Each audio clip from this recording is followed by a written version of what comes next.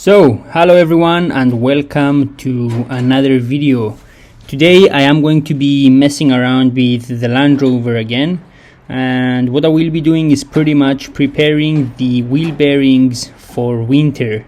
You see, the wheel bearing design on old Land Rovers and old Land Cruisers is pretty much the same, and one weak point is that they tend to get wet when you drive through deep rivers. Water gets in the wheel bearings and they get rusty and they seize up.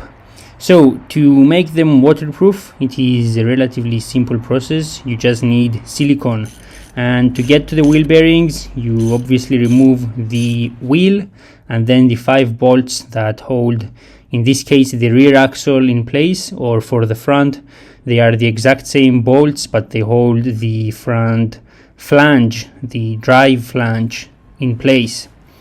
As soon as you remove the axle, you want to spray some brake cleaner on the surface right there to clean it up,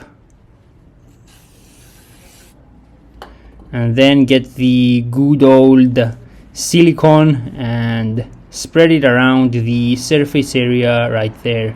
I know some people don't like silicone or RTV, but in this case it does no harm, and it protects your wheel bearings and keeps them dry during winter off-roading fun. So it prolongs their life and it saves you a lot of time and money because you don't have to change your wheel bearings often.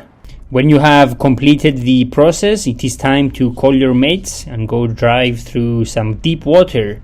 Thank you for watching, and I'll see you in the next one.